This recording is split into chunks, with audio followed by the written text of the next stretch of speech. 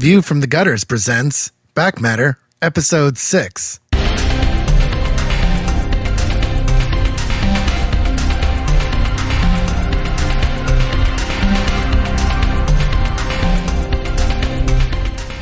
Welcome to Back Matter, the show where we get to talk about things we don't normally get to talk about.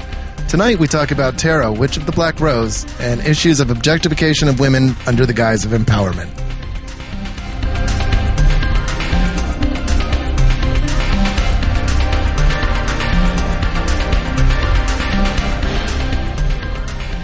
All right, so we'll get started. Welcome to Back Matter. I believe it's 6. I'm not going to go on. I am on record saying that. I am. Just say a bunch of numbers and you can edit one in. 1, 2, 3. No. I'm pretty sure the last one we did was Guardians of the Galaxy, and that was 5. So this is Back Matter Episode 6, and I am Joe Preti. I am Kirbotron 2000. I'm Kayleigh Fleeman. I'm Kelsea Hume. I'm Henry Branscombe. And I'm Kayleigh Fleeman. You couldn't even get my name. How could you? I was thinking of Gordon Freeman. I'm sorry. You dropped. Gordon couldn't be here today, and he very rarely has anything to add to the conversation anyways. I've kind of hinted at this on the main show a little bit, but we're doing something a little different with Back Matter. Back Matter was originally conceived to be a place where we could talk about things that we wouldn't get to talk to on the main show. Things like reviews or comics news and about movies and stuff like that. And so what we'll be doing is kind of just when we have something to talk about, we'll talk about it. But I also wanted to talk with people that I wouldn't normally be able to get on the main show because, you know, maybe they don't read comics as voraciously as the rest of us, or because maybe that, you know, maybe some people would be intimidated by that format, or because especially now that we have the kind of a much more set schedule with the main show now with the people that are on it. And also I knew that there was no way in hell anybody was going to vote for the first book that I wanted to talk about on Back Matter. No. And I do want to say going into this that these brave souls have joined me here today to talk about Tarot, Witch of the Black Rose, which, as regular listeners of the show will know, is something that I just have a massive, I want to say respect for. Yeah, like I want to say hate on, but it's not. I'm confused and fascinated by it, and not in a good way. So I thought Kelsea and Henry, we always end up talking about comic books and depictions of women in comic books, and so I thought it'd be great to have them on the show. And you guys all know Kirbotron and Kayleigh, who are often here to harangue and harass me and the comic books we're reading. So, so mainly the reason I wanted to read Tarot is because it occupies this very interesting space to me, which is, I always view it as objectification under the guise of empowerment. And I think it's a huge problem in comic books today. I think that it was a huge problem in the new 52 Catwoman. It's a huge problem with Power Girl. I mean, we could go on and on, right? Like She-Hulk. It's like you're running around half naked, but you can lift a building over your head, so you're not being objectified. And it's like, we might have something to say about that. So, yeah, reading this. This is the second time I've read this, and we only did 40 issues because that was as much as I thought I could stand. And we will get you back for these 40 issues. You're probably lucky that we did not read 38 more. Oh god, no! Well, it's like in the 80s right now. Okay, Yeah, then yeah. 40 some. Like Revenge is already going to be hard enough to concoct. I don't know how we do it for twice this much. Yeah, I don't know. I'm already living. I mean, I'm moving right after this. I'm not going to give you guys my forwarding address. That was my plan. But Probably well done. yeah, no, totally. This is what I do. I move to cities and I'm like, read this comic book, and then they're like, you're going to fucking die now, and I'm like, no, I'm gone. You don't know where I am now. I've changed my name 8 times. It's pretty bad. So what do you? I mean. Let's get into it. There's nothing left to do but to talk about this. I've been really excited about this all day.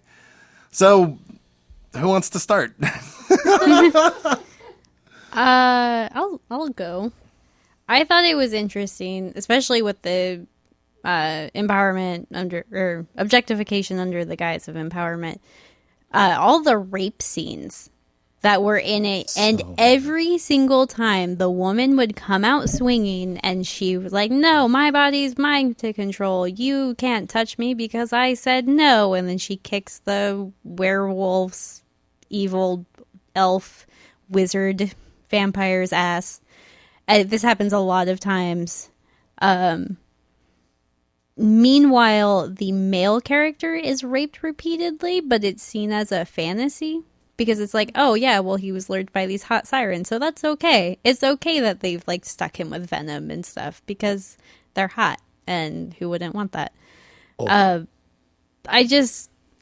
don't know. There were pigs that were like sticking their snouts up the cat's the cat woman's vagina to see if she was still a cat, and it was like she was being silly about like, oh, talk about being porked, and it was like, that's so uncomfortable. I feel like this comic, and probably even just this podcast as we're talking about, should come with every single trigger warning that's ever been made ever.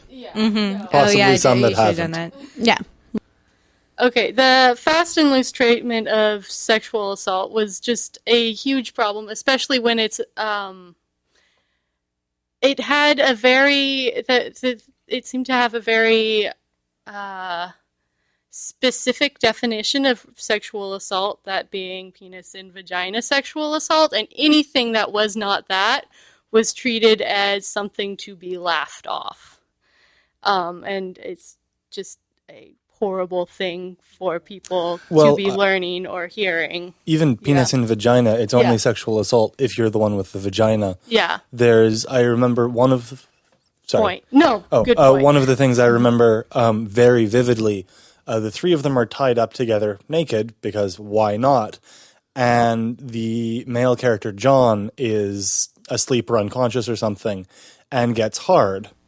And because one of the other characters tries to escape or something, accidentally penetrates. Like, without being conscious, one of the two, and it's treated as this big joke. Yeah. And then they just, like, they don't mention it later, and it just doesn't come, and it's just... And this is, like, one of the least upsetting instances I can think of the way sexual assault gets treated. Like, this is one of the least horrifying, to me, at least, examples. And, that was just a thing that happens and gets waved away, and you wouldn't even know it had happened ever again. It doesn't count. None of it counts. The treatment of all the characters in this book is really, I tried to read it in the least, I want to say least visceral way possible. I don't necessarily know if that conveys my meaning. I tried to read this in the most academic way possible, because I really didn't. I think the reason I'm fascinated by this is because I really think that Jim Balent sits down to write these, and I really think he believes he's doing something positive. He really thinks that he's like, oh, I'm conveying this like you should be like, there are moments, and I know Kirby wanted to talk a little bit about this, so I won't get into specific moments, but there are moments where he's saying something and I'm like, I totally agree with what you're saying. Yes, this is a positive thing. And then you turn the page and you're like, how fucking like the fucking, this is what it sums up like this. The other day I started using Spotify recently, and I downloaded a Throwback Thursday playlist. And I didn't look really closely at it. I just saw there were a few songs I wanted to listen to. And on the way home, it started playing the Thong Song by Cisco. And I could imagine Jim Balent listening to the Thong Song as he's sitting down to write the newest issue of Tarot. That's the kind of thinking. It's like, how am I doing anything negative here? Like, yeah, like, this is happening, but she's totally powerful, and she kicks his ass, and like, oh, like, of course all men want to have sex with anything that has breasts, and like, that's totally not, like... Yeah, he's not conscious or he's not giving consent, but that doesn't matter because they're all hot. Like Kayleigh said, they're all hot, and that's like, it's kind of like, let's slow this down a little bit. Let's fucking look at what, let's look at what you're saying by this, because we are really big fans of graphic art because you can. There's two ways of telling a story, right? There's tell me and show me. And with graphic art, it's great because you can do a lot of showing. And a lot of times that packs a much bigger punch than just being like, than 18 pages of fucking like explaining what the plot is or, you know, expounding on plot details. You can show me, like show me. And so I read this book and I'm like, what you're saying is one thing, but what you're showing me is the fucking exact polar opposite from what you're fucking saying. Like, how can these two mutually exclusive ideas exist in your mind at the same time? Yeah, for example, almost every fight scene with Tarot has some sort of text about her being in a powerful position. Yeah. But almost all of the positions she's physically in are submissive sexual positions. Like, positions you would think someone would be in when they were having sex and they were being submissive. We tried to recreate some of these. Yeah. Some of our friends do not have backs as sturdy as they had before we tried to recreate some. No, you can't. This is not. Yes. Especially with the cat character. What was her name? Cat. Boo Boo Cat? Boo Boo Cat. Kitty? That's what her name was. Oh my gosh, my brain's fried. Like the Boo Cat character, all I could think of is that Catwoman cover or whatever it was, where her butt was like behind her head, and like, do you remember that? Spider-Woman. Yeah. No. There was another one with Both. Spider Woman wow. that I like. Actually was sent a- Joe like both of the pictures, and they were exactly the Oh same. god. but Yeah. God. no, but you remember it happened a little while ago, and then like it was Catwoman, and she was like kind of coming forward, but then her butt was like behind her and like over her head, and then she just had her boobs out. Do you remember that one? Oh, I think I might actually. Yeah. know Yeah, There and was it a was- big it was a hubbub big- about it because there were all these really great artists that were like, really? Let's look at what that creature looks like from the side. And it's just like a boot coming out of the Yes. stomach and then Yeah. like another one because like it's just bodies don't work that way. You cannot have somebody coming at you and see their ass and their breast at the same time.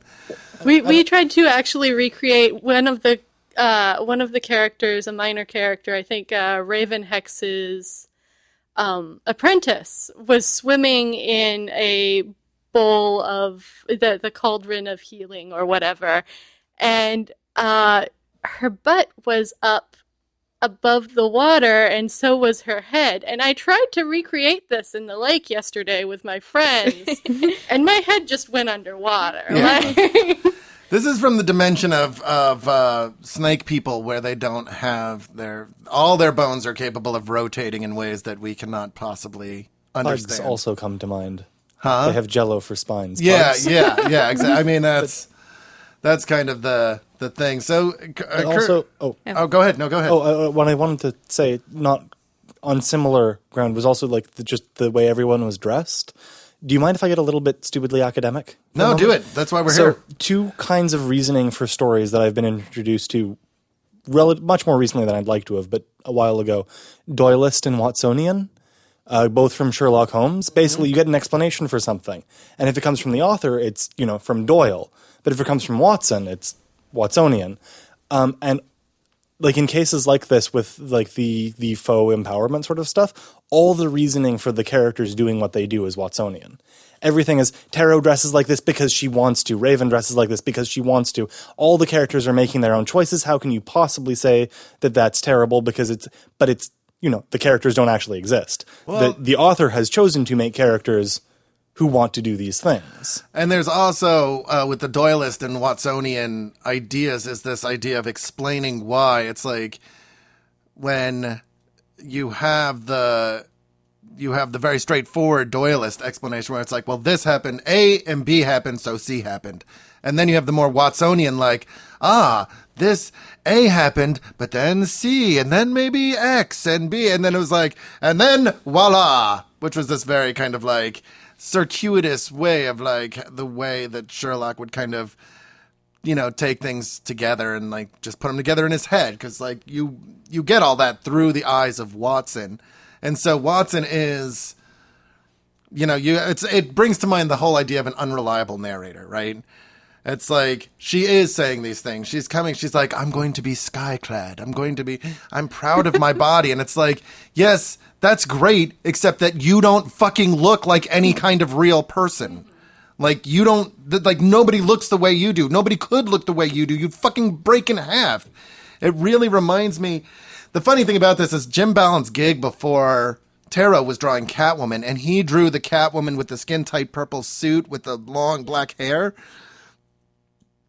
And then people like Jim Lee, who didn't massively improve on it, came in, but it was still an improvement. But then people like Darwin Cook came in, and Ed Brubaker started, and you could immediately, the first thing they changed was her costume from this like skin tight spray paint to like an actual like something that looked like a cat burglar would wear. It was one piece. It was tight enough so that it wouldn't snag, but it wasn't skin tight. You couldn't see her nipples, and it looked functional.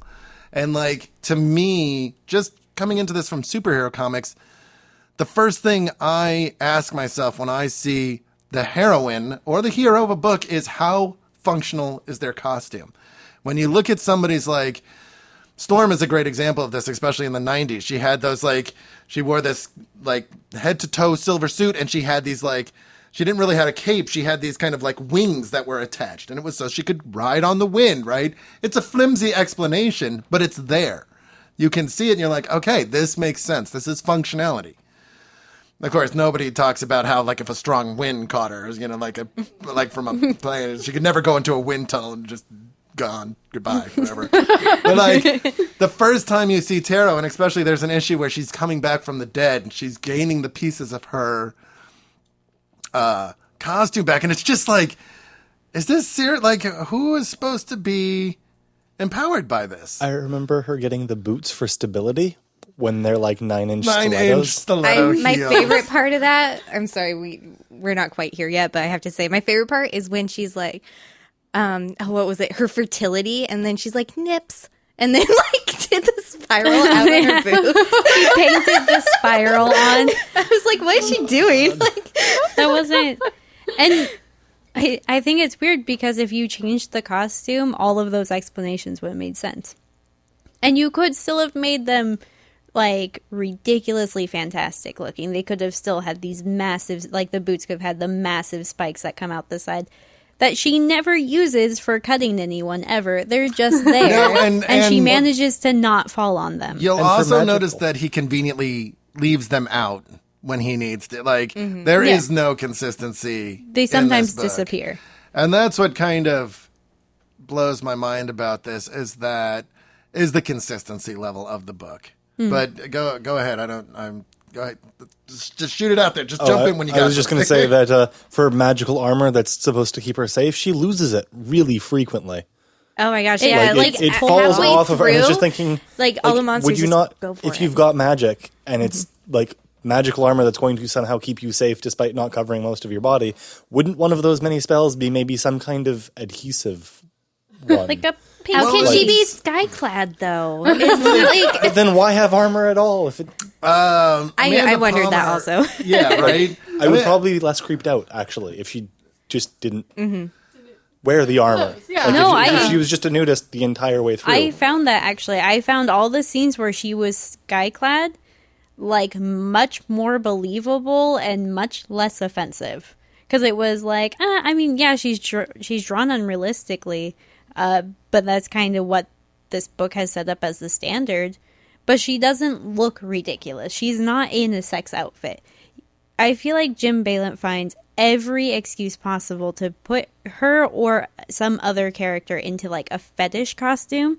Like there is a point, yeah, The nurse nurse costumes of costumes. every single variety. There's a point where Taro is dressed up like a nun, and by dressed up as a nun, she's wearing a habit and fishnets with pentagrams on her legs. Wait, And does that's it? And isn't her?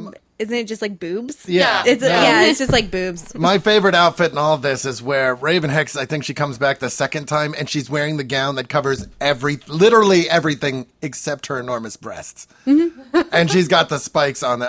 I'm like, this is kind of the thing. It's like, as horrifying as parts of this book are, there are so many others that make it incredibly difficult to take anything he's saying seriously, because it's like this is a 13-year-old boy's idea of what sexuality is and what's cool and like that's like, hey, I read superhero comics, man. I am well versed in the 13-year-old male mind.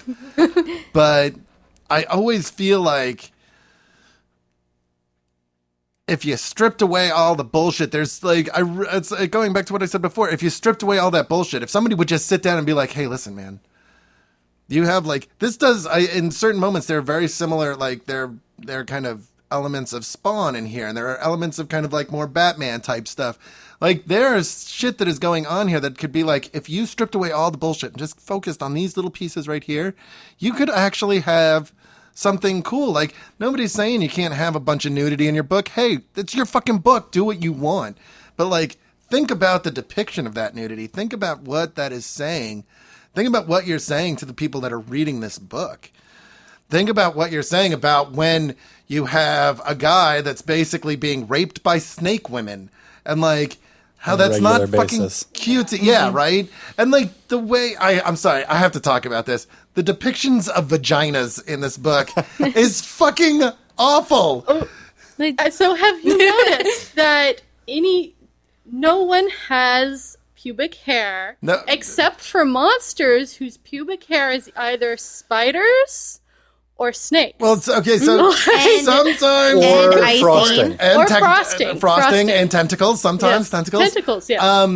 Then this is the weird thing, is that there'll be certain shots where they'll have, it looks like he tried to go in and give them a little bit of like a suggestion of pubic hair with the pencil, but then it's just like vulvas everywhere. Like, hey, I'm a fan of vulvas. Like, that's cool. There are plenty of people that are. But, like, the thing that kind of screams bullshit to me about this is, and this is a question that gets asked a lot these days, where's the dick?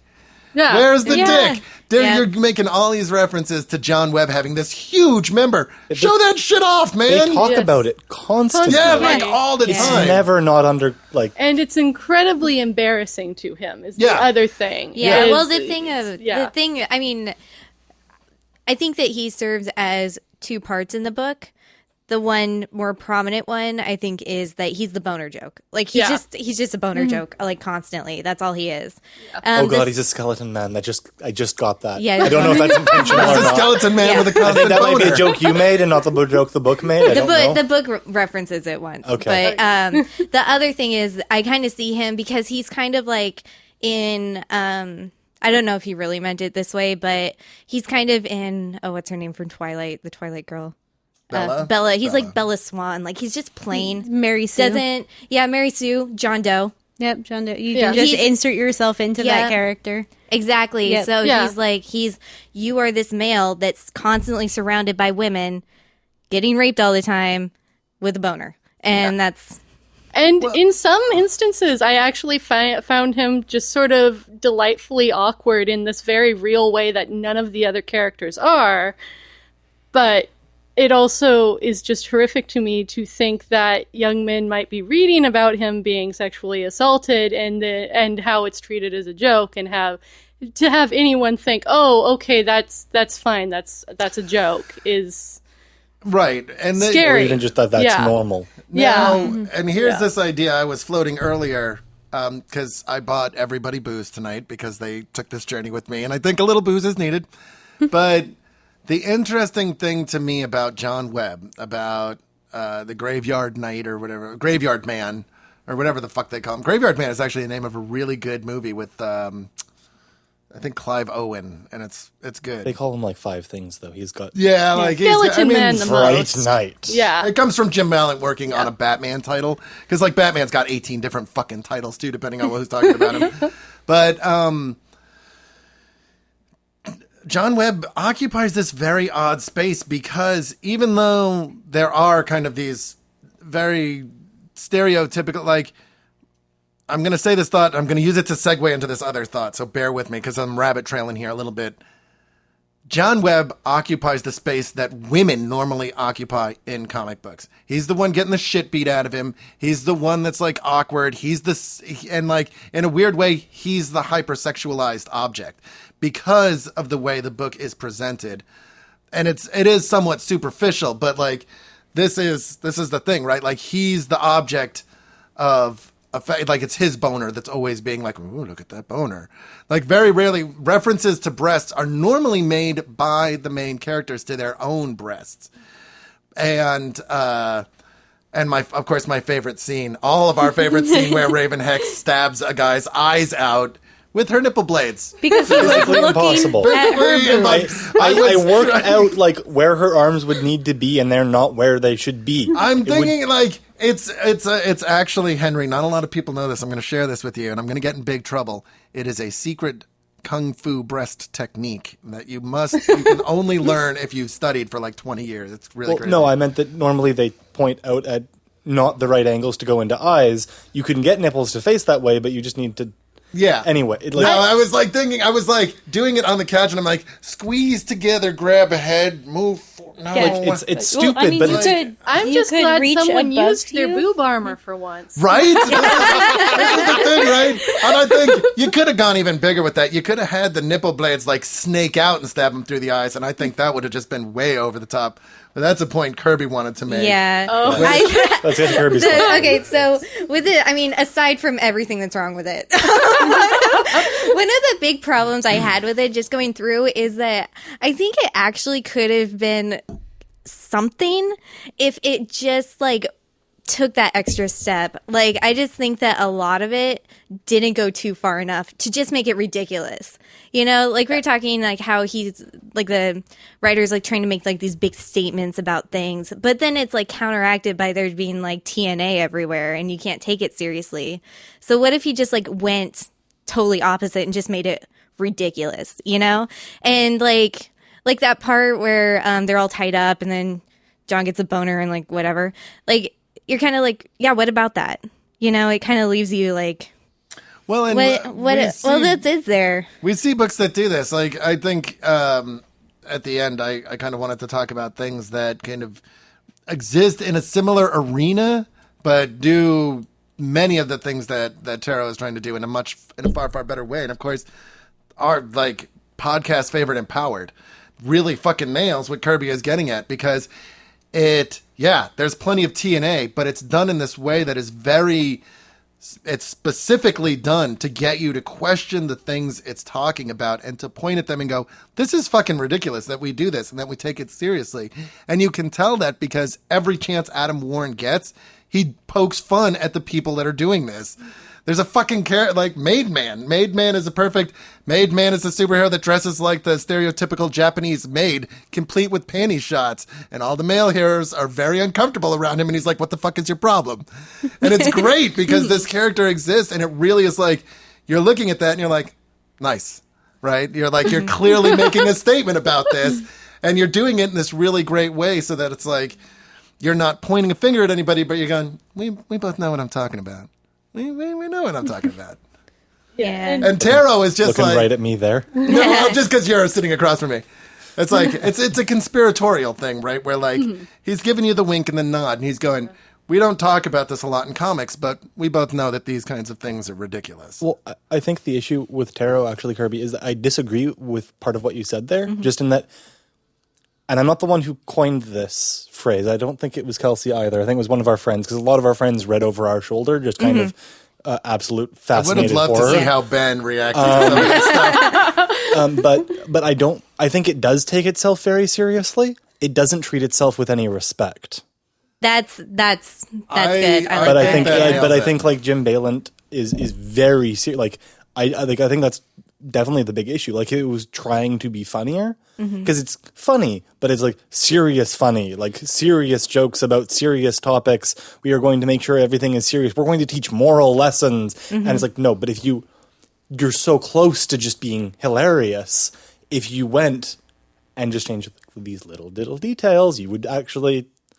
And honestly, this is my big issue with Twilight as well, is it's so close to being amazing, but it's not. Yeah, Just a really good editing of Twilight could be astounding. Well, I think that's the main thing too. Like I just kind of felt like they would kind of build up to these things and then just drop off. Yeah. And you're just kind of like, I feel nothing. Yes. Like there's another part where like what is it? She has like a bee or something, and she's got like her nipple blades, and she takes them off and stabs the thing with it. Yeah. And I'm just like, she should have just used them on her boobs. Like, I would have at least felt something that way instead of just being like, okay, like that happened. Oh no, and just what you were saying with what Joe was saying about how Skeleton Man is treated as sort of in the role that would as the damsel in distress. Yeah. And we heard Jane Espenson talk about Buffy and how Xander is often the damsel in distress in Buffy. Yeah. And I think Balent puts John in that position very often. And I think it's purposeful that he's putting John in that position as a way, as I think he probably intends that to be empowerment to women, but it falls through there. And that segues really well into what the point I kind of wanted to build towards is that I agree. I don't think it respects itself. I think there is a difference between sex and sexuality. I think there's a difference between owning your sexuality and being made into a sexual creature. And this is kind of this interesting idea that I kind of held close to my chest because I wanted to just kind of spring it on everybody. There's an idea in comic books about fridging, right? Which is this idea where a woman comes to any kind of harm to further, either emotional or physical, to further the storyline of a man. And when I read Tarot, I see this kind of fridging writ large because he's turning them into sexual objects. He's exploiting them. He's raping them. He's beating the shit out of them. But he's furthering his own kind of like ideals. It's this very weird like fridging by author because like there's really interesting positive things. Like I do actually have positive things to say about this book. Like 90% of the cast is female. You don't fucking see that anywhere in comic books. You don't see it anywhere. Basically all of there's one male villain, I think. Yeah. And one like, male hero, and that's a few it. minor male villains, but yeah, not many. And like there's some really like his ideas about like respecting people's belief structure and the fact that there can be more than one belief structure and that just because somebody believes differently than you don't have to ostracize them. You can fucking live together. It even goes out of its way to point out that mainstream beliefs are not separate from this, with the good pastor who scolds the parent who's upset. Absolutely. And like some of those moments are a little heavy-handed, but like he doesn't have to put that in there. Like he dedicates whole issues to some of this shit. And you can tell that he feels very passionately about Wiccanism and this whole natural idea and stuff. And it's these really weird like little positive. I didn't realize it the first time I read it because I was reading it as a joke. Yeah. I didn't realize it the first time I read it because I wasn't taking it seriously at all, and I really wanted to talk about this book, not just as the inspiration for this episode came out. We recently released an episode, which was our in the can episode for emergencies in case somebody got sick or we couldn't record on a week, called The Worst. And we all spoke about what we consider to be the worst comics we've ever read. And for me, I seriously thought about doing Tarot, but I didn't. As on the episode, what I said is picking Tarot to talk about on a worst comics ever podcast would be like pushing down like the frail kid in the playground. You know, it's like you're gonna just feel shitty about it, right? Regardless of why you did it.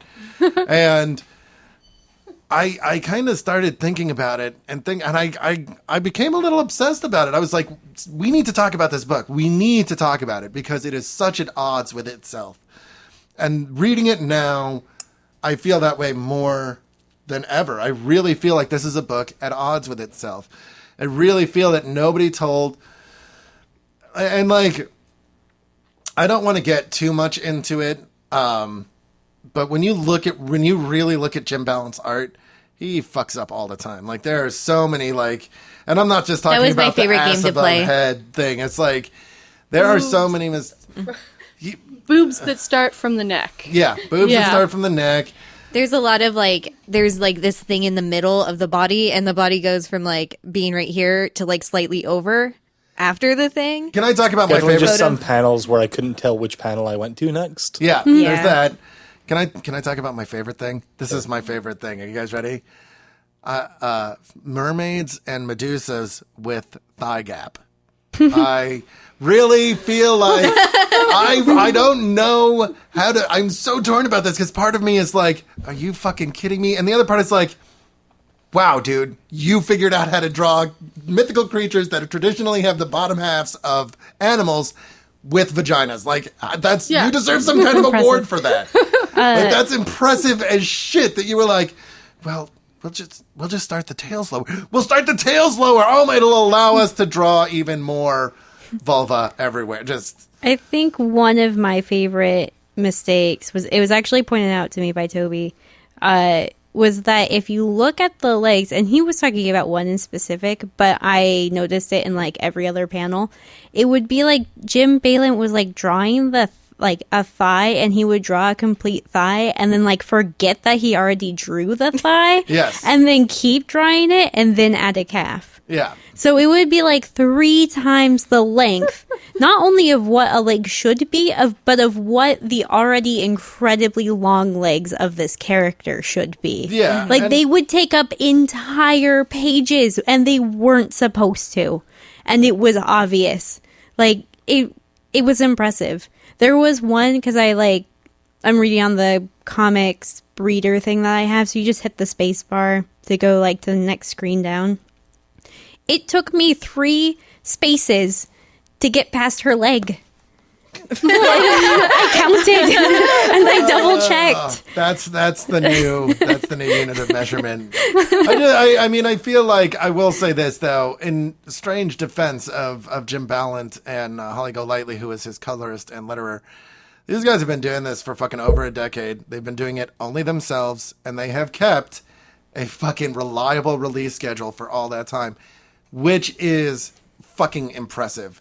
Because Todd McFarlane couldn't do that when he was doing Spawn. The last issue of Planetary by Warren Ellis, this was a huge book, and it had a lot of ramifications in the comic world. It took fucking like 6 years to come out. We still haven't seen the end of S.H.I.E.L.D. by what's-his-face and that other guy. God, we did it on the... If you want to know who did it, just look at the podcast we did and insert those names here. I'm not going to look up my phone because... The other guy will go really well for the search engine. The other guy, yeah. Oh, God, I can't remember. But no, at first when I was reading, I was like, 6 issues a year? That's... But I mean, no, like, most comics just delay so much. Exactly. And like, I mean, the reason I was skeptical, 6 issues a year this isn't very good for 6 issues, but I mean, like, no, if it's just the two of them, they don't have any assistants, like, that is actually impressive. And I kind of have to mirror what you said a little bit earlier. Like, honestly, the biggest issue I had reading this wasn't how bad it was. It was how it kept making me think that maybe it was going to get good. Yeah. Because there kept being little bits and pieces that hinted at actual quality. Yes. And then they just never materialized. They just stayed at that level constantly. And I mean, as the situations got more and more awful in a lot of ways, like the number of rape scenes and sexual assault scenes increased dramatically. The amount of nudity and the way it was presented increased dramatically. Mm-hmm. Like in the first few issues, there were no vulvas at all. No, really. No. And then all of a sudden, a few of them, and then you've got spiders actively crawling out of them. Yeah. And it's like, well, this went on a long and terrifying journey, and I'm guessing that they got a new editor or a new publishing. Well, I think he just realized that he could push the boundaries more and more. How did you like the high-heeled feet on the spider? That was a nice little detail. And the dragons, yep. Someone reading over my shoulder actually pointed out to me that the dragons had high heels as part of their feet. Yep. I don't think that they knew how to draw without high heels, honestly. Like, I watched I think there was like 1 foot I saw that wasn't in a high heel position or like pointed toe. Even when they were nude, they were always on their toes. Yep. Usually. Yeah. Or their feet were like learned bent. to draw off of Barbies. I seriously think that's what Rob Liefeld had this problem in the 90s. Could not fucking draw feet. And so it's entirely I actually possible. went to Rob Liefeld's work because one of our friends was saying that this was the worst comic ever, and I was like, or the worst art ever, and I was like, no, my friend. But it is very... Let me introduce you to...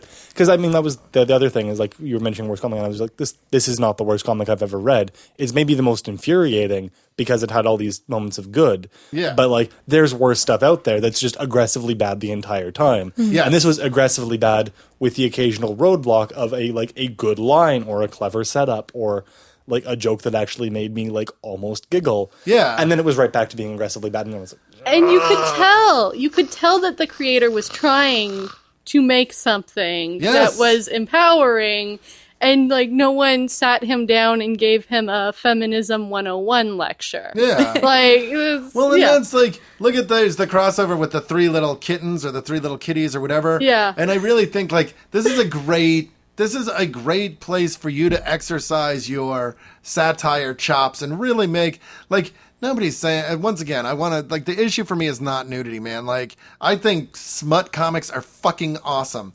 I think it's a great way to.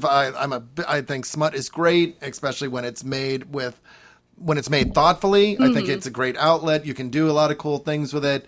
It's a lot cheaper. It's not. I think there's a lot of really sex positive smut out there, especially in comics. Like Brandon Graham does a lot of really cool sex positive smut. Matt Bedler. Yeah, like I'm all about it, right? And like the thing that really gets me at the end of the day is that like this, I really feel like this needs to be like he doesn't want to go all the way, right? He doesn't go too far enough. He doesn't go too far enough. Yeah. Like he clearly wants. He doesn't want to write pornography because he's like. It's like the same reason he censors the curse words. I was like, I just read 27 issues, and in each one there were multiple fully nude women, many times in compromising, like supposedly comedic situations that were sadly lacking the comedy that you wanted them to have, and you are not going to write down shit. You are not going to say the word fuck. It's like, you've already done it. Why not just commit? Go all the fucking way with it. Like, seriously, man. Seriously. And it is infuriating. I can't call it bad because there are things in it that it desperately wants to be. And so you can't just write this off. You can't write it off completely. Like, it's fucking, like, I don't know. Like, I'm even more fascinated with it now than before I read it the second time. Because I desperately want to, like, find him and then give him a big hug, and then shake him, and then give him another big hug, and be like, you're so close. You're so fucking close to doing something awesome. Yeah. I think my biggest issue with it is that it's obviously like, and it's like what you're saying, like he's so close. He has this great scene with Raven Hex where she's like teenage her writing in her diary, I'm uncomfortable with my body. My boobs are too big. People call me slut and a whore just because of the way my body's shaped. I knew girls in high school who had that problem. Everybody was like, girl. Yeah, everybody's like, oh my God, she's such a slut. And it's like, one, it doesn't matter how many partners she's had, but I'm pretty sure she hasn't had any. And you can't call her a slut just because her boobs are bigger than yours. Boobs aren't a sexual organ. They're for feeding children. And then Raven Hex has this great scene where she sees an older version of herself and she's like, wow, I look great. I am in love with my body. And she feels comfortable going skyclad, and she takes baths, and she goes swimming in her bikini and stuff. And she loves herself from that point on, and she's incredibly confident. And you read that and you're like, yeah, you got it. And then Boocat gets a pig snort up her vagina. And you're like, why? Painful, man. Why? Yeah. Why would you do that? You were so close. And I really feel like through and through for every message, every time, there are multiple times when Taro is talking about, hey, listen, I love John, but I also have feelings for Boocat, and that's cool. And she's talking through with herself about how she's got to be honest and shit. Mm-hmm. And he comes so close to having these really powerful moments, but then it really feels like it's that 13-year-old boy gets the best of him, and it's just like, titties, titties, titties, titties. Embrace that part of yourself that's saying something positive, because there is, if you just stepped back a second and thought, and this is where I kind of lose it. If you stepped back for a second and thought, how are other people going to look at this? There's I'm not going to spoil anything, but in the 4th season of Game of Thrones, there's a scene that in the book happens through the point of view of a character. But because in the show there's no way of conveying that, and it ends up having a much, much different feel. I'm not going to say what the scene is or anything, but that's the thing. Like, if the producers had stepped back and gone, how is this going to look? Yes. Maybe they would have made a better decision. And I feel like if Jim Balent just took a step back and said, how is this going to look? He would make better decisions. Because this book has a huge following, and not just a huge male following. It's got a large... The only people I've ever met that read tarot are women. Like, seriously. And I think that says something about what he's getting at. I also think it says something about comics at large, especially superhero comics at large. That, like, women are so misrepresented in superhero comics that tarot is the only place they can go to be like... Because at least it's 90% women. Yeah, exactly. Like, anything else aside, it's 90% women. Yeah. Yeah. Well, I mean, if you... No, you were saying... You guys are way too... It's hilarious watching you guys, because like, on the main show, we're just like, well, fuck you, I'm talking now. But what you were saying about the just not going quite far enough, what it really comes down to a lot of the time is he's giving a sex positive and body positive message, but not consent positive. Yes. And in our culture, if you're talking about sex, especially in these combative situations that happen in this comic book, you've got to talk consent too. No, I agree with you, Yeah. absolutely. And I think... Go ahead, Henry. What I was going to say is actually with what you were saying, it's interesting because if you wanted to cast tarot in a certain light, you totally could. Like 90% of the cast is women. The main character is bi or pan or some kind of polysexual. That's not treated as any kind of problem. Yeah. And she's not one of the slutty characters. So you've got a bi or queer character it's not like, oh, she's really slutty. She's only had 2 lovers in the comic. Yeah. Yeah. Like there's all these things that you could totally frame tarot as being positive. And with what you were saying about the huge following, it again made me think of Twilight, and with something Kelsea mentioned about Twilight that I hadn't really considered at the time that it was popular, was that it wasn't popular because it was good. It was popular because there were a lot of people desperate for anything, and that's what came along. And I wonder how much of it is that thing, because I really do think even Boo Cat and Licorice Dust, which I feel ridiculous for saying. We all do. Even that, it's like, We all do. Yeah, right? There's no stigma attached to that. Like, Yeah. they like to go out and get freaky, and they like to have sex in public places. But at no point is there any kind of stigma attached to that. Except for when Boo Cat is drinking too much. Yeah, And then exactly. the entire stigma about it is you're drinking too much. You're not. Yeah. How many, and again, like a lot of comics do this, but the fact that the comic tried to have alcoholism is a problem, Yeah. even just like out of nowhere, like didn't do it amazingly or anything, but it tried. I think there's a very strong Like, message in that of who you definitely- are when you drink a lot is not who you are. Yes. It gets you into trouble, and maybe you should fucking stop. Well, and I guess my issue with it was there was a lack of follow-up, but everything Well, else yeah. No, that's- every arc ends with the villain that was introduced this arc kind of lying there going, next time, Darrow, next time, and then just never appearing again whatsoever. No hints, nothing. The alternate title of this book is Tarot. Well, I guess we're done with that. I mean, like, seriously, it's just like... And I think the last issue we read, issue 40, where Licorice Dust goes off and kills a bunch of people that are like... and this is what I found most interesting, especially in light of the beginning of our conversation, is you have Licorice Dust going after these predators, these sexual predators.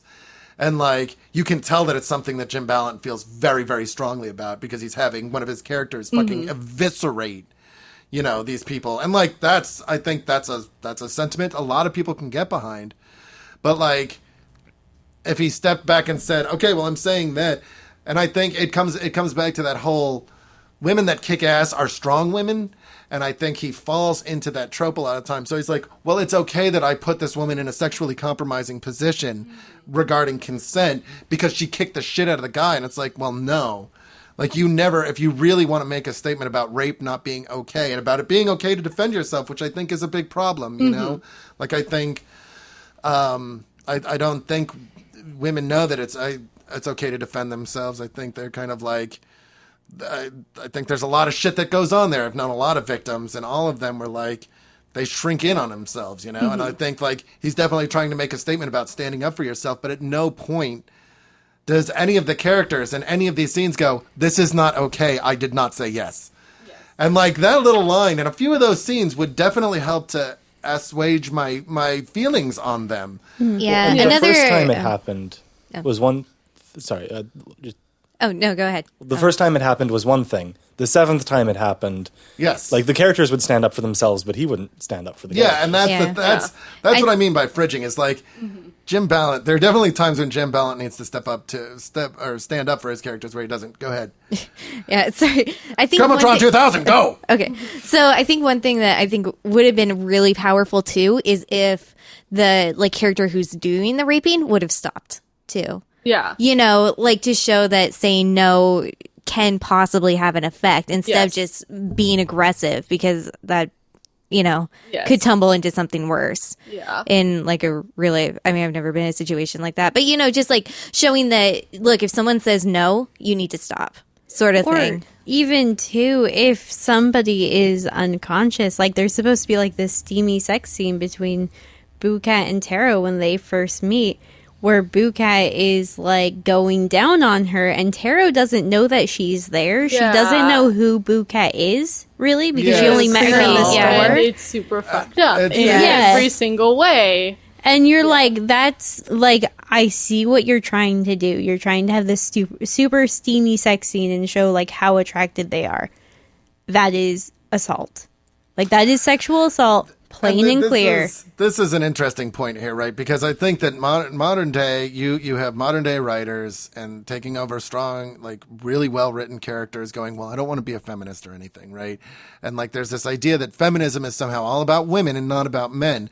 But this is the feminist ideal is about equality. It is just as creepy for Boocat to get into bed with Taro while she's asleep and fondle her and basically have sex with her. That's just as wrong and just as fucked up as if it was a man in there doing that. And it's just as fucked up for John to be drugged and taken advantage of as it would be if that was a woman in there, because consent is consent, and that's the only kind of sex anybody should be having is consensual. Like, seriously, that's it. Consent is consent. Sex does not factor into it, right? Well, and the thing, too, about consent is that he even talks about it. He talks about it in one of the comics where he talks about sex magic in, like, as a spell. And he's like, and Taro's describing it as like, well, as long as it's between two consenting adults. And he says it. He says that magic word, consenting. But he never has his characters consent.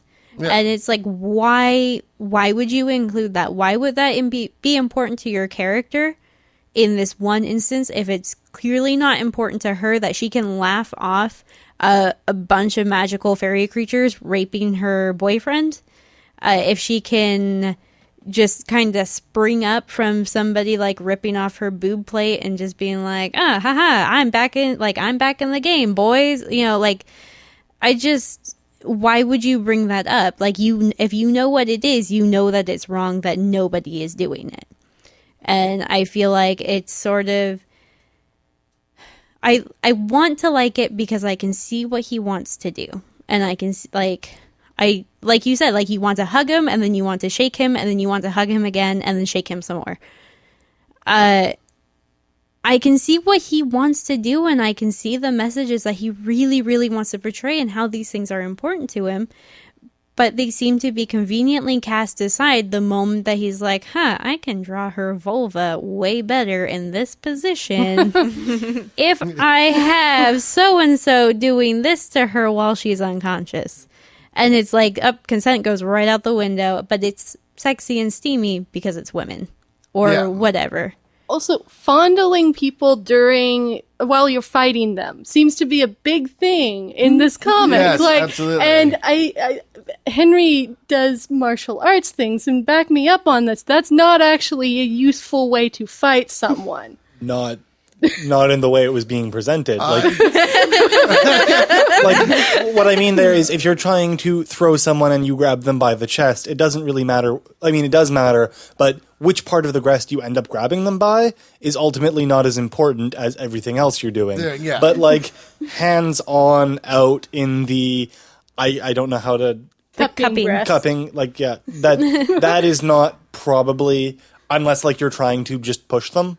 I mean, that is your goal, but that's never when I learned what how to that fight happens. large-breasted, improbably proportioned women, like, I was taught that the breasts are the first thing you go for. I don't know. That's just... It's because they're top heavy. It's... I think you That's go when for you the push legs. I swear to God that when you were Fall like, over. I thought you were going to say, Henry does martial arts things in bed. And I was going to be like, that's interesting, but I think that's a conversation for another time.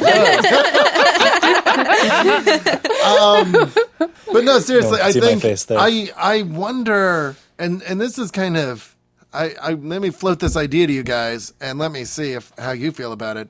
Because I almost wonder if it's a thing where he's trying, I don't know, like, I'm like dead set in the middle of this, right? I wonder if he's trying to make a statement about the way that, about superhero comics and about like the fact that, I don't know. I'm kind of losing this as I'm going. If 'cause so, I'm like, pose. I think I get what you're saying. Like, you know what if I'm he's- talking about? Like the if fact he's trying, that it's if like, he's doing all of this as a way to kind of like then reflect on superhero comics and the like rest the of the fact industry. that And women superheroes always get their uniform ripped in some provocative way, and like you can do that to Taro, and Taro like honestly doesn't give a fuck. She's just like, well, I'm still gonna kick your ass, and like I don't know how misguided that is, but I wonder if maybe that's there under it somewhere. I think, I mean, if it wasn't done very well. It's not done well, And- no. But yeah. I think that's part and parcel with the whole Jim Balent experience. It's what's done well and what isn't. Like, I really honestly believe at the end of the day he has the best intentions. I think he's functioning. And we're gonna trot out the P word here, right? Jim Balent is a product of his privilege, right? Like, I really think that he's like, I'm saying all these positive things so it's okay because he doesn't have to look at it from a consent viewpoint because of his privilege, right? And I know this is a fucking tricky word for a lot of us, especially in comic book fandom, to wrap our heads around, is this idea of privilege. But like the sooner that you just accept that certain members of the fucking of society have privilege and certain other ones don't or have less, most like, of all, yeah, and like we can move on and then we can have that conversation about what privilege is and how everybody experiences it differently and blah blah blah. But like, just accept it. It's cool. Like, it doesn't say anything about you as a person. It does not mean that you are a bad person. Just like if you enjoy tarot, you are not necessarily a bad person, right? It's like you like what you like, but. There is, in all seriousness, if I'd found this when I was like 13 or something, I might have been. I don't want to say that. I don't want to say my taste was that bad when I was 13, but I mean, I can see situations wherein I could have thought that was a really great thing because I was not the brightest 13-year-old, and I mean. And boobies. I'm sorry, like, dude, when I was, And I don't. Wiccanism. Yeah. My I mean, taste I was that bad might when I have was been into 13. this. And I honestly think if I had stumbled across tarot when I was 13, that shit would have been my jam. Because I wanted to rebel against my parents, and I was super Wiccan, and, you know, I was like, oh my god, I'm a witch, Mom, you can't stop me. Like, you know, I made bad choices in my life. Yeah, whatever. Well, I think that it was like, it seems like it really was written by a 13-year-old. And the second I realized that was, there's one where they're like talking about Licorice, I think, and like her backstory or whatever. And they're like, oh, the preps wouldn't let us try out for cheerleading because we were so goth. And I was like, oh my, are you like in your 20s? Why are you talking like that? Like, we've gotten past that. Like, once you hit like 15, you're like, okay, people are people. We're not going to judge them. Or at least that's what At I least did, not but- as strongly as we did when we were 14. And Like, I'm not We'll going to judge be them in mad different that- ways. Yeah, And I you feel- know, but it's not like you're going to be like, I don't know, just like the word prep and like goth and like all that stuff. I just think it's really immature.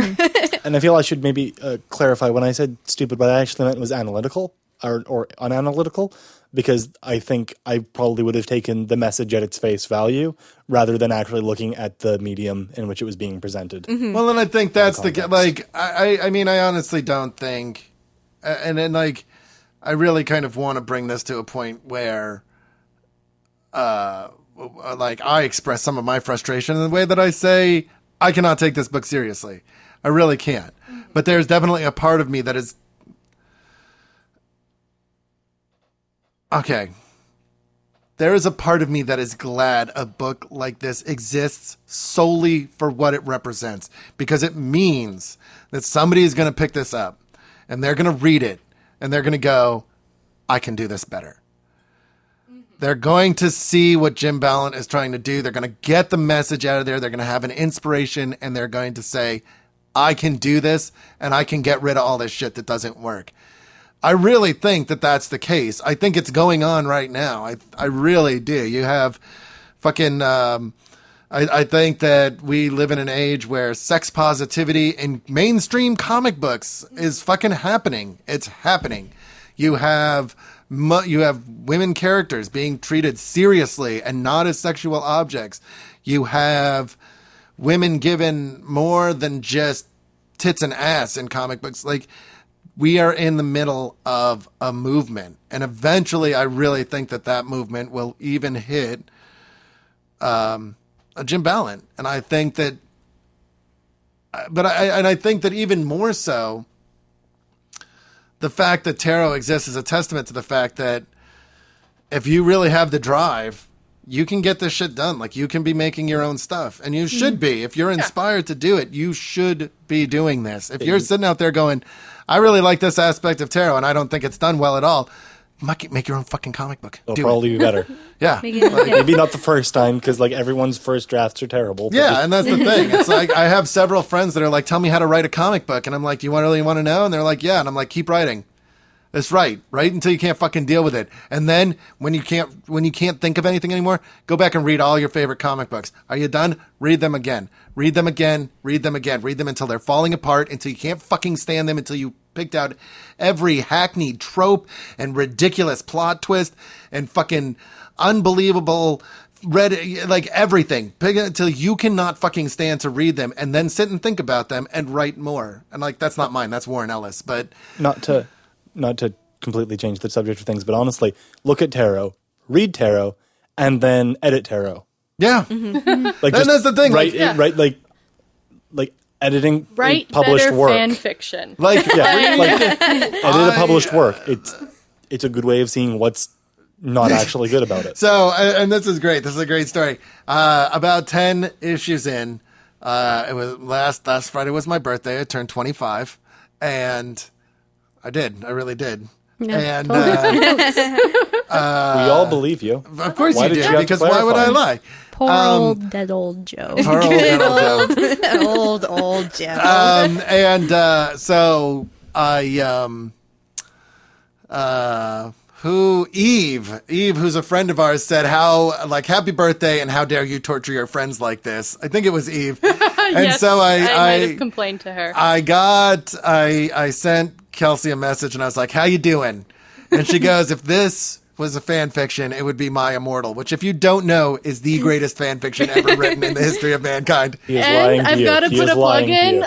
My Immortal, the web series, is incredible, and you should read like 5 chapters of My Immortal, the fan fiction, Or like and 10 then, sentences. or 10 sentences, and then go watch the web series, which is really good. I'm going to do those things because Yes. I've read My Immortal. Me and Kirby read it over the course of a couple of evenings. Wait, like the entire Joe thing? read it to me. Oh my god! it was most of very it. romantic. Wow. Yeah, you would be, dude. So I feel like, and I think the reason maybe I feel a little bad is that I don't just read comics, but I grew up reading comics in the 90s, which was a different time. It was a different time in comics. And you didn't have people like Matt Fraction or Ed Brubaker or guys. You had people like Fabian Nicieza and Chuck Dixon and a bunch of people, Scott Lobdell, who were writing tropes that hadn't been fucking useful 15 years before. And it was just very hackneyed, trope-ish.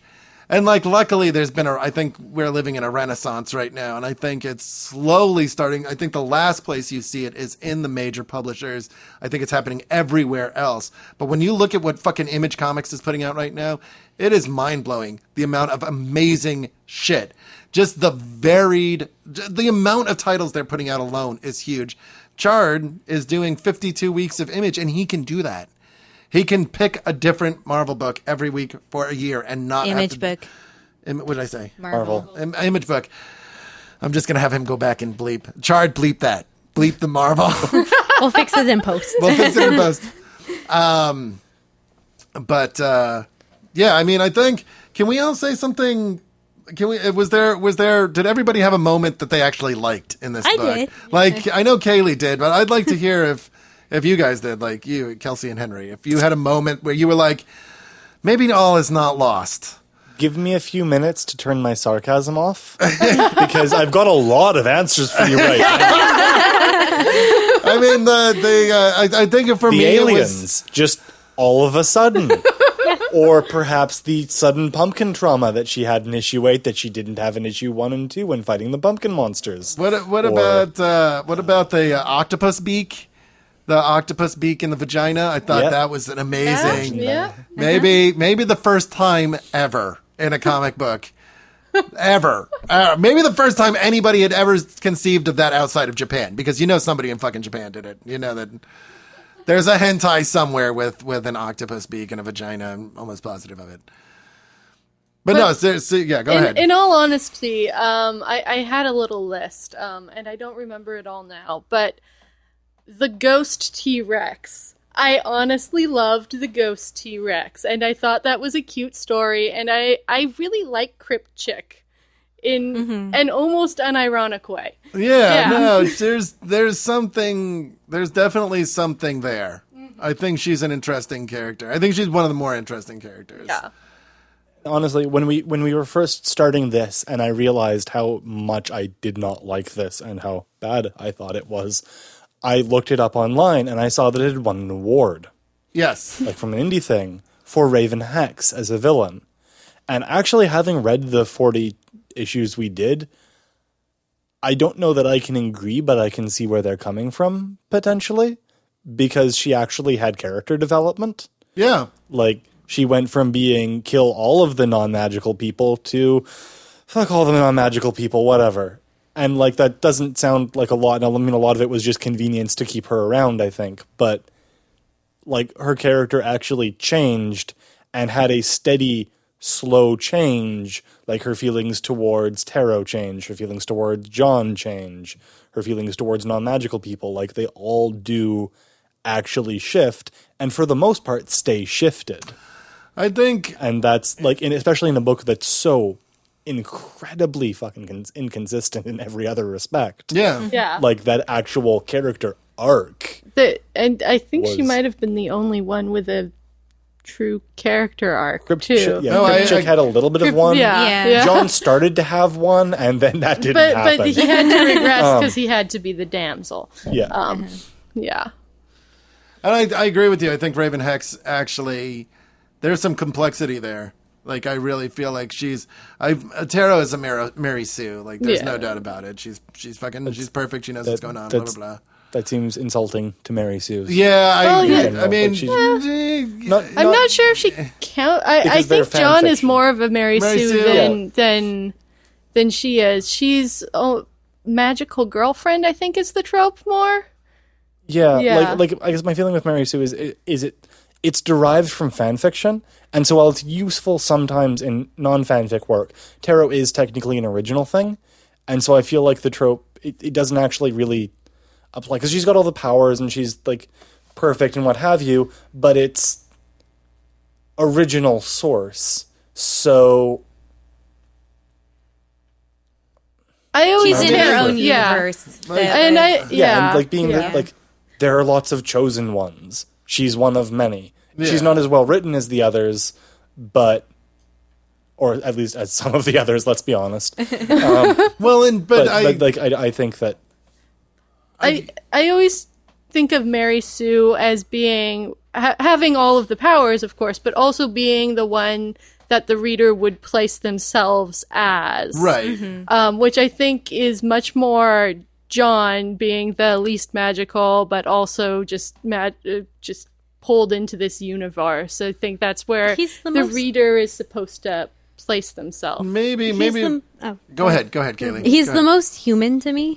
And he's like, he does goofy things that you do in real life. Like when he's first rescued by Tarot, he's like, of all days to wear this underwear because it's like cheesy rubber duck underwear. Yes, yeah. Right. And that's something that's like a legitimate, like, well, not legitimate, a first world legitimate problem.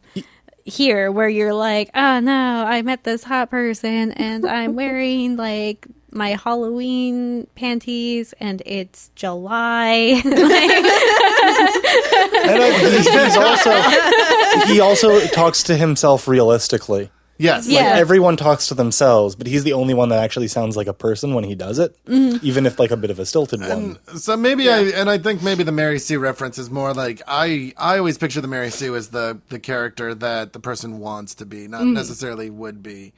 And so maybe I will admit that perhaps I'm using that trope maybe a little bit kind of off what it's normally used. But I'd like to have a big conversation with you about this term at some point. Yeah, because it's an interesting Possibly if one. you haven't done one on the show. No, and I would be super 'Cause interested. There's a thing I read a while ago that really gave me a bunch of thoughts and feelings on it, and I don't want to use up the tarot time to talk about that. Well, or I mean, I do, but maybe we shouldn't. Well, and I mean, that's the beautiful thing about this medium is we can have that conversation wherever. But I think that, and whenever, I'm totally down to have a conversation about tropes because I think they're hugely interesting and hugely important in the medium of which we're speaking. Just in storytelling. In storytelling in Any general. storytelling. But I mean, I get what I'm saying is that when you look at Tarot is kind of uninteresting. She knows what she has to do. Her path is set out. There's very little. The conflict that she experiences, if we can kind of strip out all the more problematic elements of Tarot, which would be 80% of the book. The conflict with her is not about who she is and where she's going. It all has to do with John and her feelings towards John, and her feeling is like a creature. Like Kayleigh brought up the point about like where she loses the ability to have children, which at once upset me because that's such a cheap shot whenever you do that. But at the same point, I feel like he did it so that he could say, this doesn't lessen you as a person. And like, So she did go on to potentially have children in the future later. yeah, well, of course, that's Because- Oh my god. Her and her sister being literally sister wives. yeah. I'm glad that was her fantasy for the future. Like, that's still creepy as all hell. No, but it's- the fact that was the interpretation of the future she was hoping for, and not any kind of authoritative one, at least. So I'm It's gonna. so weird, but- I was kind of not gonna do this, but I do want to rail against something real quick as a man, and I don't know if maybe Henry will back me up on this or not, but like as a man that is currently in a committed relationship with a woman that I love, the idea that I would somehow want or feel to have sex with multiple other women, or that's something that would be my fantasy, which is what I think he's saying by having John repeatedly sexually assaulted by all these mythological creatures, right? Like, I really do think he's presenting it in a fantasy, and the fact that, the idea that would somehow be my fantasy is repellent to me. Like, I can understand the idea of finding somebody else attracted or being attracted to somebody else, but like, clearly my fantasy is not to like be drugged and raped by all these sexy, like mythological rape creatures. So since that was directly directed at me, I'm going to say I don't entirely agree, but I definitely do within the context of tarot. Yes. Like, I think like there's large subcultures out there that show that like it's not an inherently bad thing. No, and But that's the way it's presented in tarot is yeah. hugely so. Because it's all about like, so as to have more sex with other women, I'm going to get assaulted. Haha, fantasy. Right. Like, that is creepy. But the idea that, Go ahead. well, the idea that someone would potentially want sex to be intimate with somebody else. like, that is not inherently creepy. It's used in a creepy way. It almost always is when men write stories wherein that happens, but I don't think that that's necessarily always the case. The point I'm driving at is that I really believe that the reason that Jim Balent has John constantly immobilized or paralyzed or unconscious is because this is a subconscious manifestation of some kind of fantasy where he wants to get freaky with everything that can receive his member. And like, there's a fucking chasm. There is a fucking huge chasm between saying, listen, like, this, maybe we can explore this other thing, or we're both adults and we're both comfortable with this, and perhaps we'd like to bring somebody else in, or like, and having a conversation of that caliber where you're like, we are both consenting adults and we're polyamorous or what have you, right? Like, that's a thing that happens, right? And between doing that and kind of espousing this belief that like all men subconsciously just want to fuck everything that walks. Yeah. And that's what I take exception at because that's a very, I do not really have easy words for how much that stereotype upsets the ever-loving shit out of me. That was you just rage vomited everywhere. It's eating through the floor. We're gonna lose our fucking security deposit. Because I understand you. Yeah. This is another really big feminist idea that gets swept under the rug, that men are just not giant cocks running around that want to fuck everything. Yeah, no, there's this idea in rape culture that men are too animalistic to not rape women, and the other side of that is, of course, they want to have sex with everyone so they can't get raped, because that's not possible. But it's just the worst. It's the worst worldview for everyone. Yeah, exactly. Like, everyone loses when you think that. Yeah, and definitely any man who in any way implies that this is the case has lost any right to represent me or anyone I hopefully interact with. Absolutely. Like, absolutely. I know so many people who are like incredibly, like, just find almost everyone attractive, and that's still not the case. No, absolutely. And just like on the animal side. Yeah. I'm just going to sit here and fume for the rest of the evening.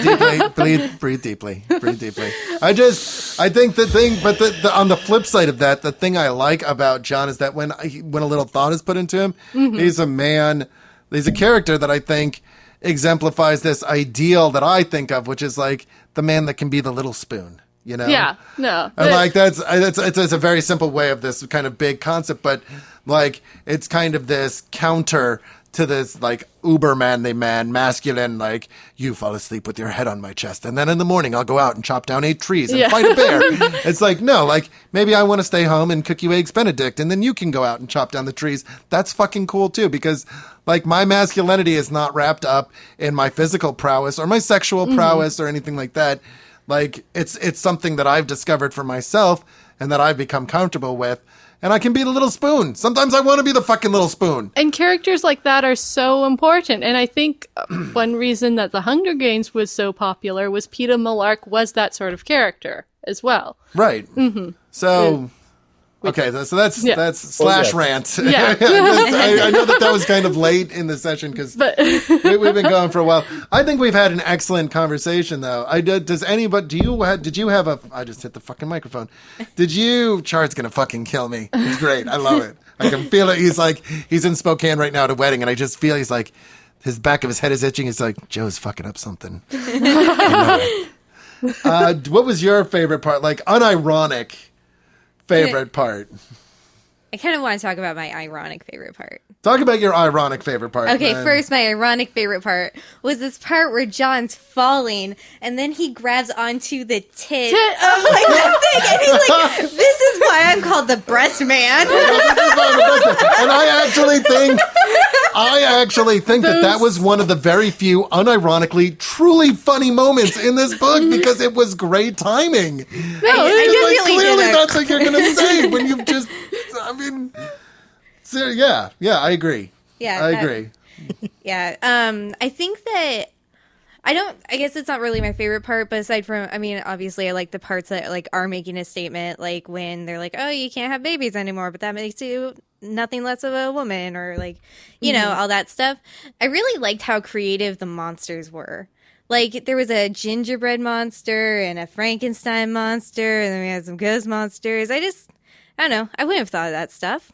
I thought it was really cool how they kind of incorporated different aspects coming in. Now, the execution was kind of bad, but Well, they and that's tried. like that's one of my favorite things is that I honestly think that there is some very cool character design going on here. And once again, like Amanda Palmer has a video where the whole video is just her being written on. Yeah, And she kind of is like in bed naked, and she's naked. She's naked through the whole video, but she's being like, I like the idea of words being armor, and I think if Jim Balent had done something like that, it could have been very powerful. And like, I honestly would not have cared so much about Taro walking around naked all the time if she had something like a little bit more interesting, because there's definitely elements I like of Taro's costume. It's just like the whole like spiderweb cloak. 3-foot long spikes sticking out of my boots. It's like, all right, I understand what you were going for. Like, I think the mask is fucking great with the like the goat horns. Oh and my shit. god, I Yeah, love that's so those. cool. Yeah. So fucking cool. And there's I would so wear many. that. Yeah, right. Yeah. Like, there's so much cool things. There's a few where where he draws John as the Green Man, and I really like that character design too. So like, there's definitely some thought put into this beyond just like titties everywhere, and I think that was actually probably in the end my favorite part. Is just like the parts where thought was actually put in. Like, I do think there's some interesting stuff going on there. I just feel like it kind of falls by the wayside under. Yeah, one other character design I thought was really cool was, I think it's after John goes into like the fairy realm or whatever, and he's looking at the mountainside, and then the mountainside turns into like a woman, and she's laying there, and her hair is like the river. I thought that was really that cool. was I super like cool. that one. Very cool goddess imagery. Yeah. One other thing I thought was, I don't know that I won't necessarily say impressive, but he switched between art styles, sometimes several times on the same page, and it all fit fairly well together. Like, it was a little bit jarring occasionally. Yeah. But like, it was clear that this was meant to be like, and then one character's perception of the events, usually John's or Boo's. They were the two that had the cartoony mental image of scenes. And every once in a while you'd have the more like manga styled cartoons, and that's Holly Golightly. That's her artwork. And I thought some of those cartoons at the end were like really cute. Yeah. And she actually does her own thing. She's actually got a volume out already, and I think she's got a Kickstarter set up for her other one. And they're super cute. Yeah. They're very much in the vein of like Jill Thompson's like Dead Boy Detectives and stuff like that, where it's like this very cute chibi style manga.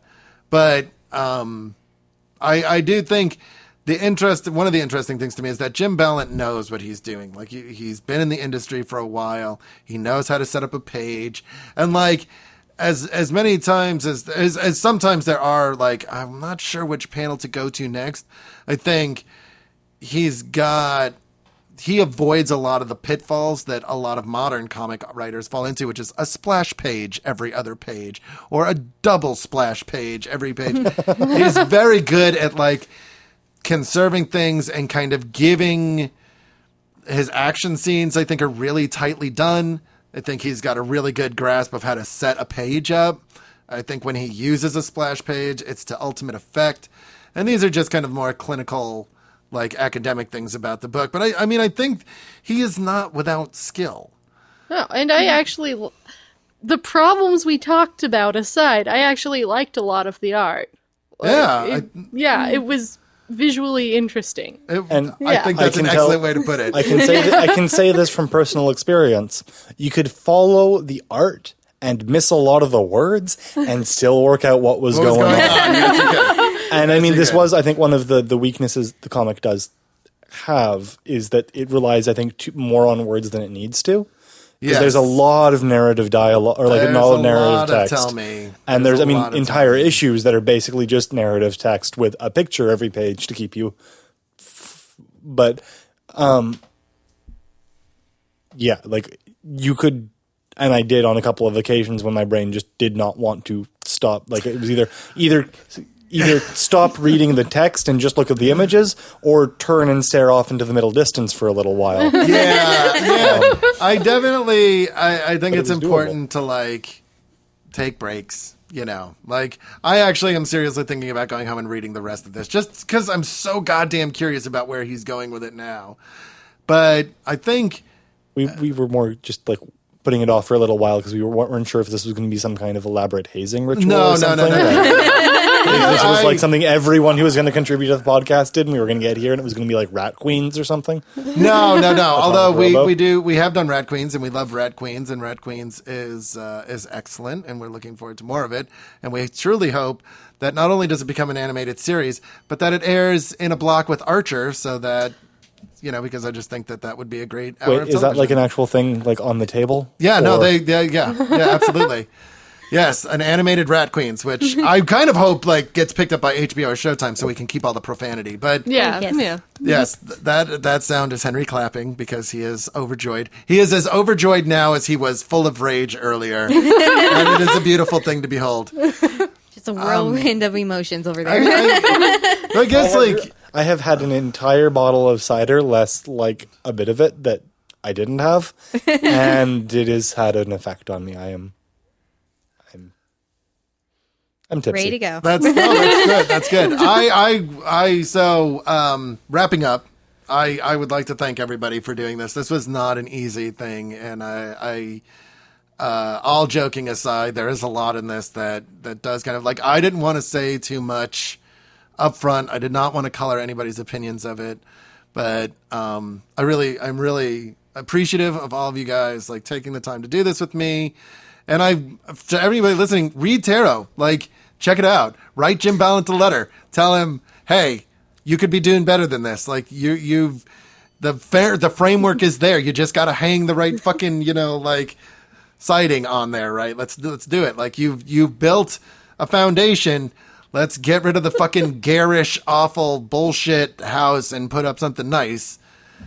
Are you gonna like end this without doing recommendations, Joe? No. Okay. And that's what I was going to kind of. Okay, I just wanted to. I'm kind of wrapping up talking about tarot a little bit because I am interested to know what. Like, I know what I would have somebody read if somebody read the first 10 issues of tarot and was like, Joe, I kind of really like the part of this where there's something interesting happening in that one issue, but I would very much like to to read something that maybe not as over the top or offensive in some places.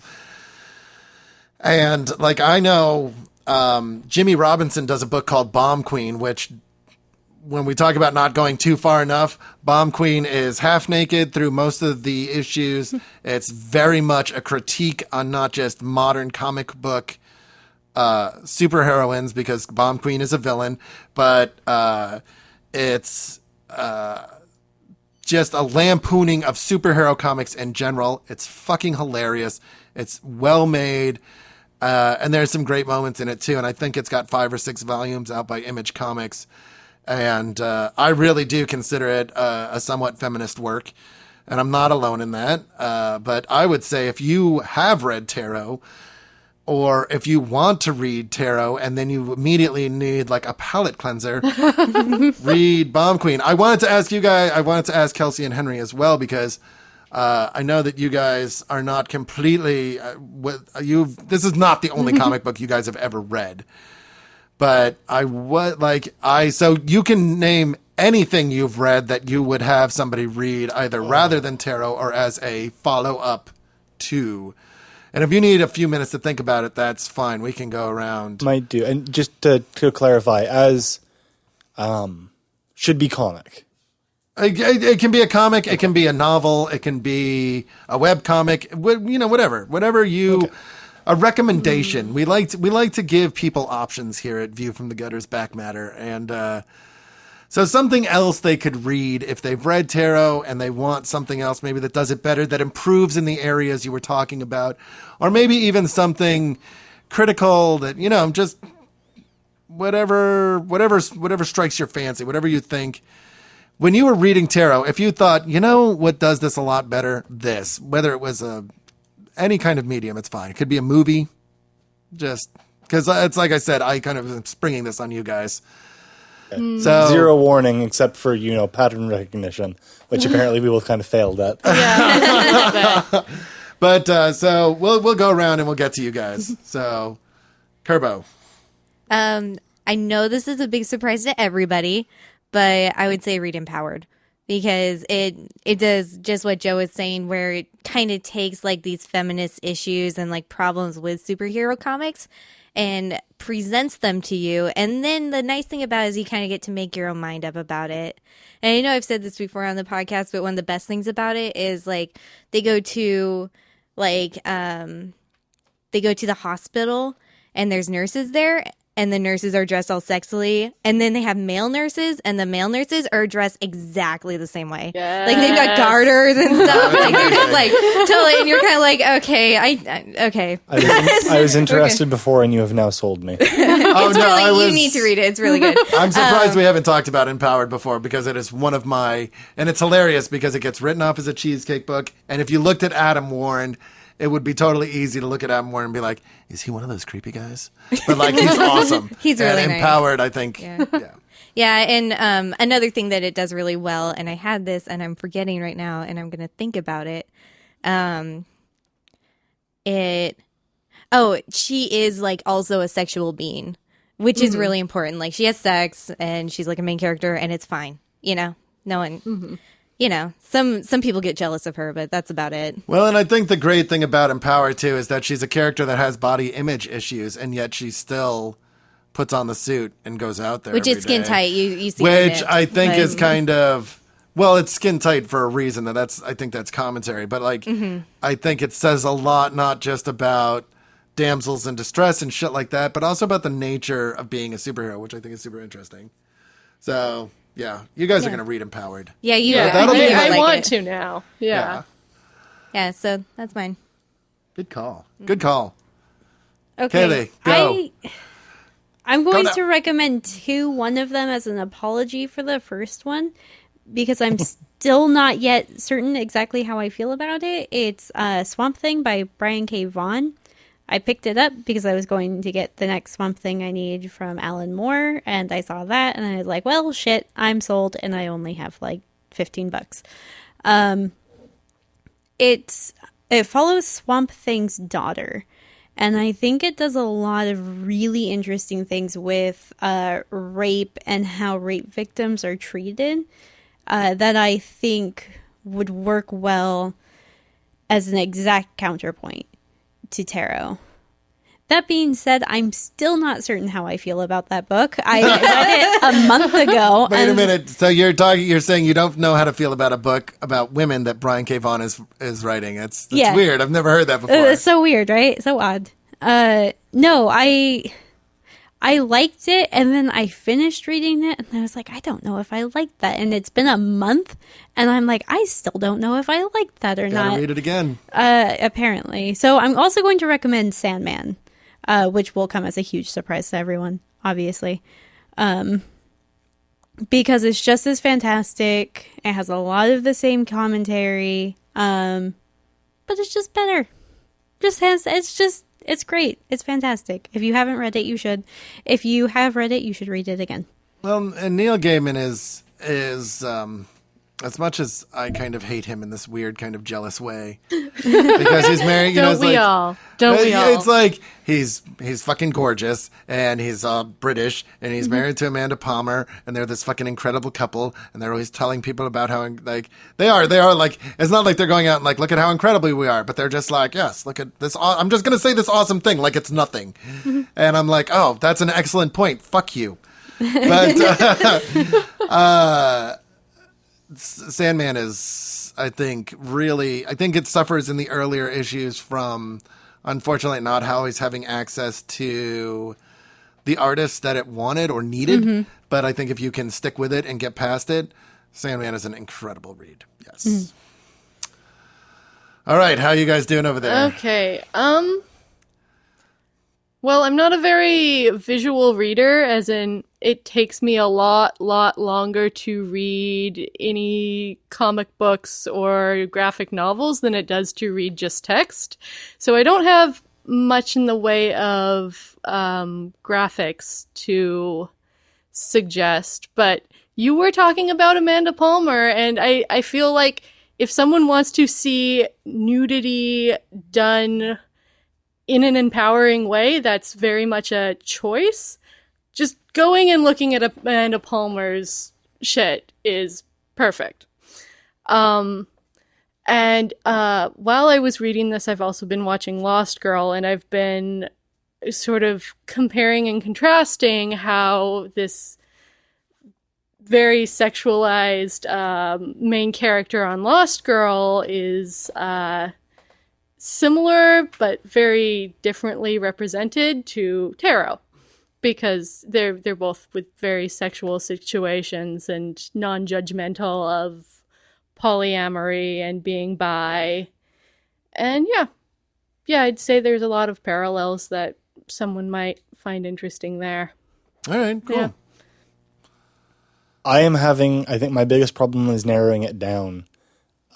Because there's so many things that I would recommend. There are so many things I do recommend, up from like a multi-million word megalith story about superheroes that I think is very much something I was thinking about constantly while reading this, to like, you know, webcomics.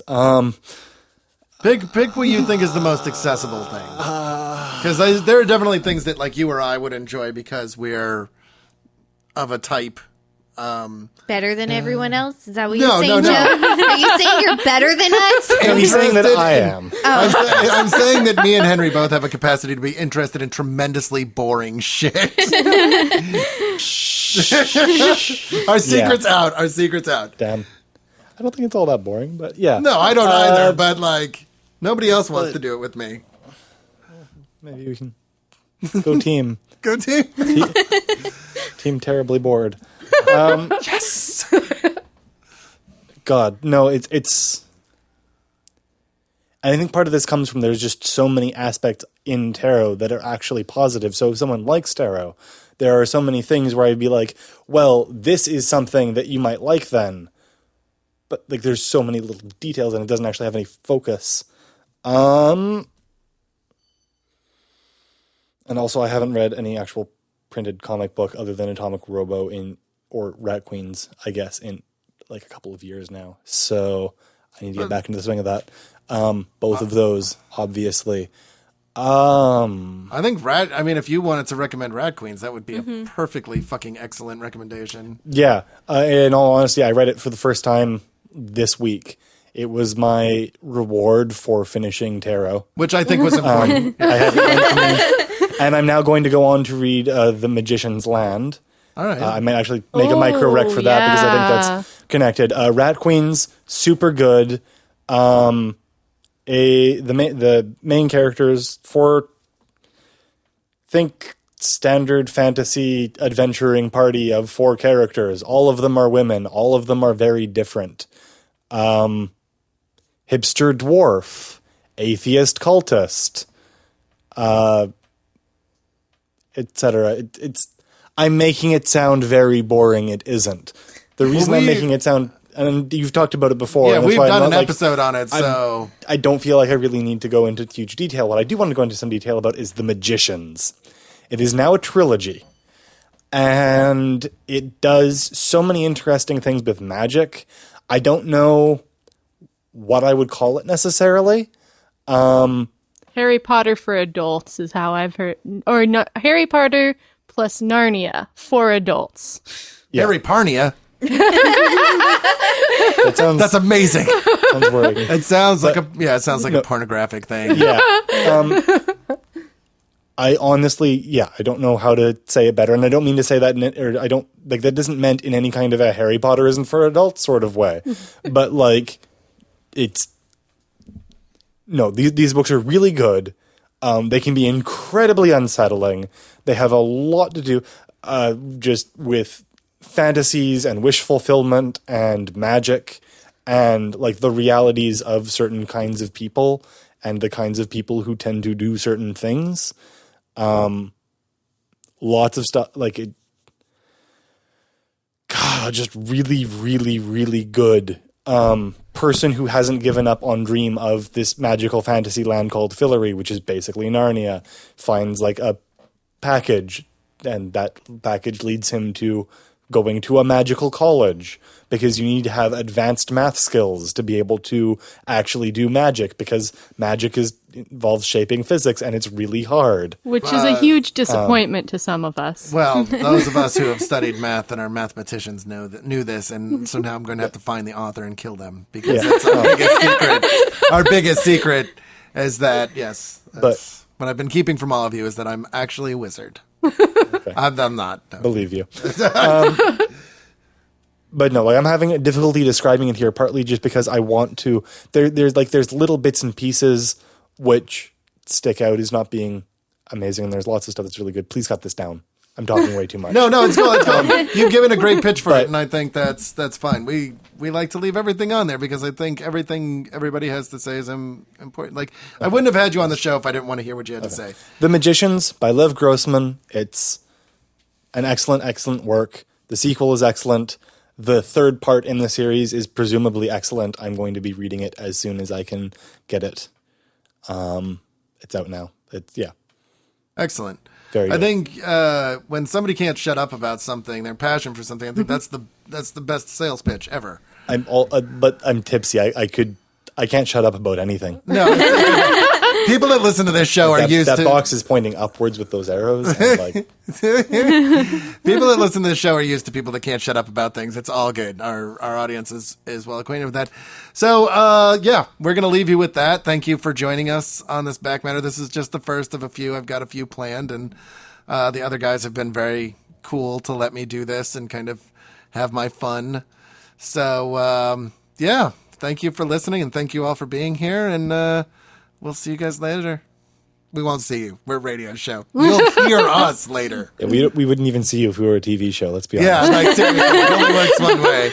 So you will hear us later, and we love you. Have a good night. Bye. Bye.